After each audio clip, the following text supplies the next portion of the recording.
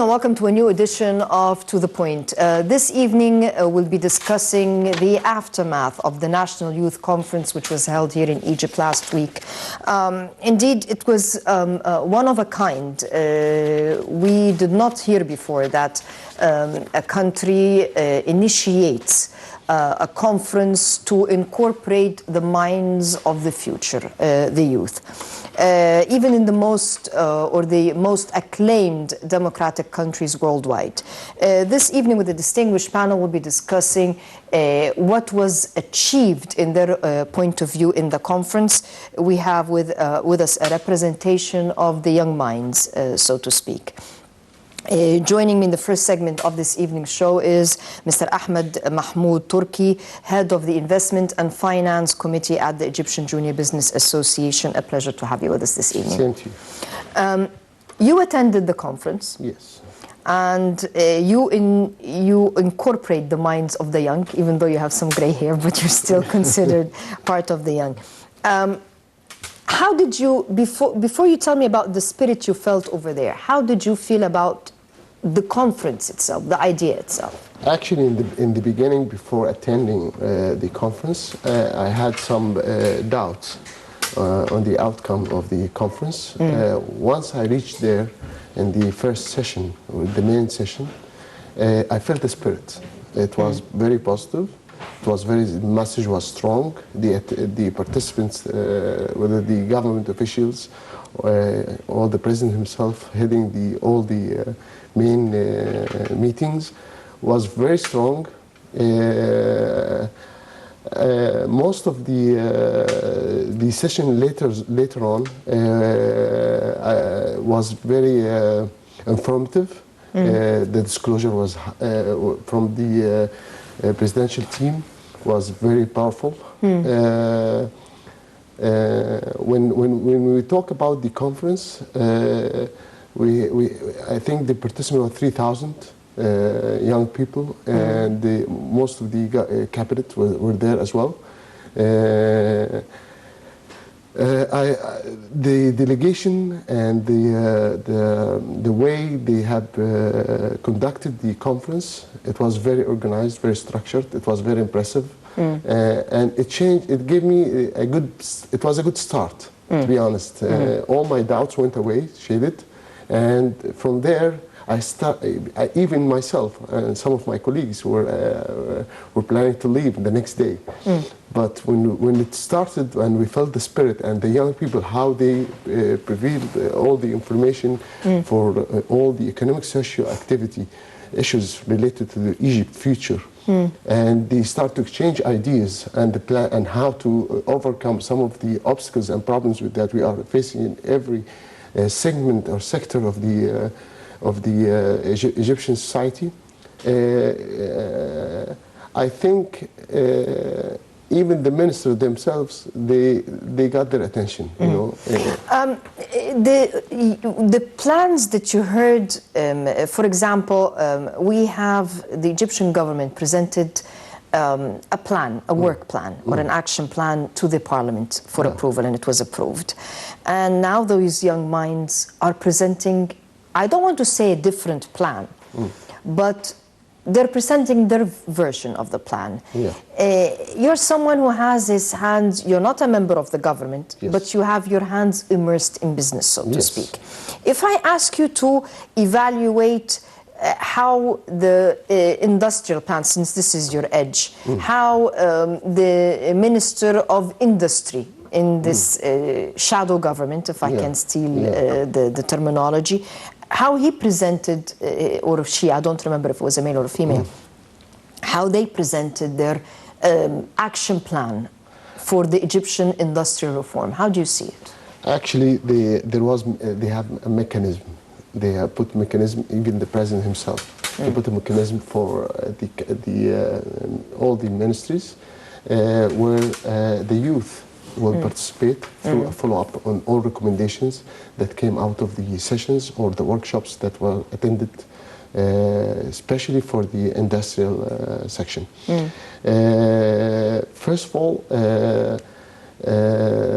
when it came to the industrial, they have put lines where they have requested certain actions and a follow-up meetings with the president himself to ensure that all the recommendations that came up out of the committees to be followed up. Specifically for industrial, because I was involved more into finance and the capital market and, and the laws and the regulation related to that. They highlighted all the problems that we are facing in the investment sector, especially in the stock market, and of course for even the foreign exchange, rate. Where Tariq Ahmed, the governor of the central bank, attended as well, and they have discussed in details all the problems that we are facing, and some of the recommendations it requires legislation. So I think they will prepare a paperwork where they will put all the recommendation. If it requires any legislation, it will go to the parliament. The recommendations, in your experienced point of view, taking into account that you're talking about people that some of them are working, others are not even yet in the workforce, and even if they are, they have really very limited years of experience, so to speak. Exactly. Now, you had someone that sat there and acted as the Minister of Finance and the Minister of Investment. The young mind that presented his or her work plan for approval to their parliament, that young parliament. Did this plan make sense to you? Did you sense that maybe they have a vision of how we can get out of certain bottlenecks? The way they articulated, I mean, even the final statement of the president in his statements, the way they articulated, the way they will handle the recommendation, it shows that there is seriousness in execution and in follow-up. So it's not far away. It's 1 month follow-up. It's monthly meetings. So I think this shows that he will follow up. And to be honest, even the young people who participated and made all these presentations, I think they will not stop. They are young. They are aggressive.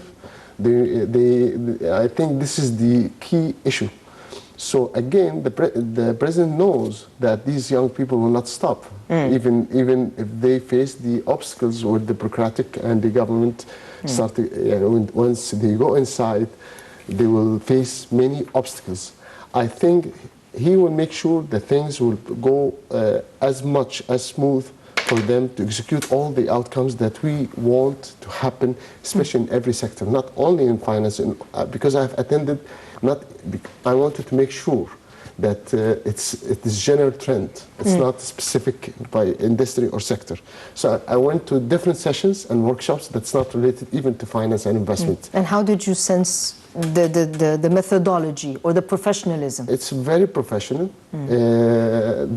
Even in the culture, I've attended Midhat Al-Adl and other doctors were talking about the culture and how the religious speech should change and how most of the education and the reform of the education and everything. It was very impressive, to be honest, because they touched all the details that we know. Most of the well-educated people knows that all of this, but it was never addressed to the government.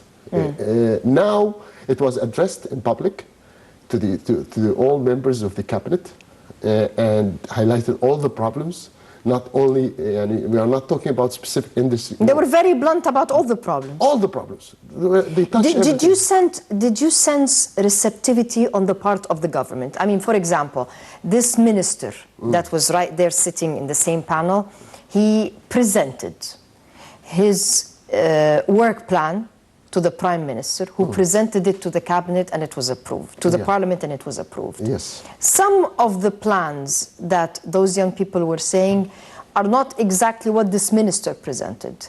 Do you sense that, because this is a unique experience for us, and we have certain cultural norms. Exactly. You know, we are a very hierarchical society. Exactly. Did you sense, for example, when the shadow minister of finance or investment presented their point of view on how we can get out of the foreign currency problem, for example, which is really a nightmare right now?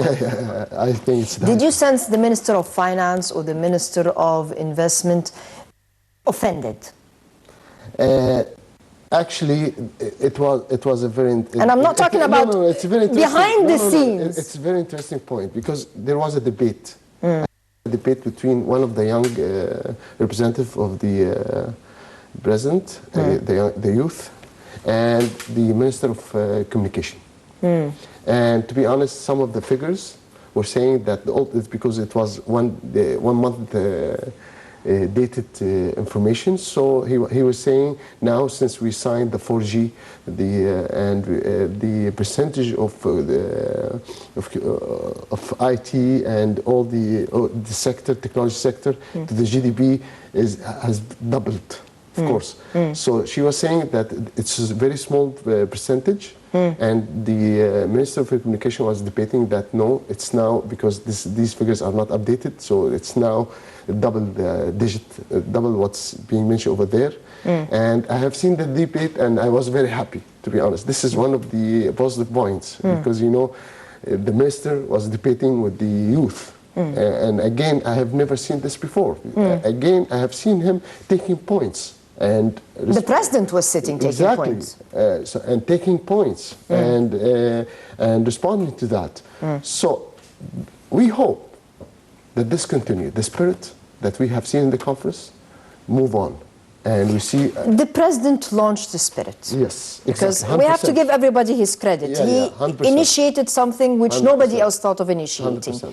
Now we have a committee, we have recommendations, but it is time for the government and the civil society to work hand in hand to make sure that the spirit does not die. Why? Because you have a lot of energy here, positive energy by the youth, and you want to make sure that it is not dampened. It's being utilized. Something like an organization such as the EGB, which really encompasses the junior businessmen as well. Exactly. How can we, or how can you contribute so that this spirit does not vanish, actually, that this energy is capitalized on, and we see some of the recommendations turning to reality? We discussed this within EGP, and we reached the point that we want to be involved and sponsor some of the young people through our committees. Yes. You know, till now we have an initiative, but it's still, we are working on that now. We would like to participate, make sure that these young people all their energy is being utilized in a proper manner, because what we want is the better future. And to be honest, the energy that we have seen recharged our energy ourselves. We are in the EGP, the maximum age for us is 45. We have to leave after that age. So we feel all the obstacles that they will face, whether with the government, with the bureaucratic, facing walls with their ideas. We have to incubate them, you know, and take them and try to accommodate all their demands. I think as of now, we'll discover this next month. It's too early even for us to judge whether it's positive or negative, because according to the mechanism that was set by the president, we will see how the recommendations will be handled and how it will be executed, and how it will be channeled through the government institutions, and how it will be taken care of, you know, because otherwise these young people will not stop. This again will come. You have educated these people.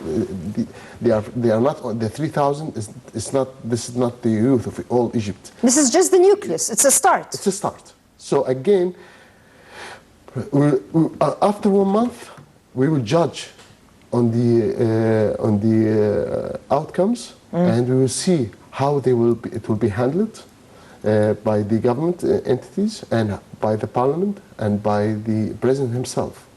I believe it's what I have seen. The spirit, it will move. It will continue as we go within days, within 1 month, and later on, all the outcomes will be in next November, as per the president's statement. It will be reviewed again to see what has been done with each and every recommendation. Hopefully, it will be a positive thing. But there is no clear as of now. That's why. Yeah, I understand. But for those who are observing us from outside Egypt, because there was always an impression that due to educational problems, due to lots of economic problems, that there was always a questioning and a doubt when it comes to the future generation of Egypt, the youth of Egypt. People tended to think that, well, due to weak education and... Actually, this is the first ever. That we don't really have potential for the future. This is the first ever youth conference. I think it happened worldwide. Oh, I've never heard of it personally. Personally, I have never seen it. So I think it's a good initiative. We reached a point to exchange ideas with young people. We brought them to the table, getting them some hope, and we are listening. As I said, the president, the cabinet, they were taking points. It's not new for them. I'm sure they know most of the points that has been raised or highlighted. They are aware of. But now, since the president for 3 days participated. The fact that he is sitting there, I mean, he only left to attend the quick meeting and then he was back, which never really happened, that a president, unless it's at an international scale, you never saw a president sitting there throughout all the sessions, and it was a long day.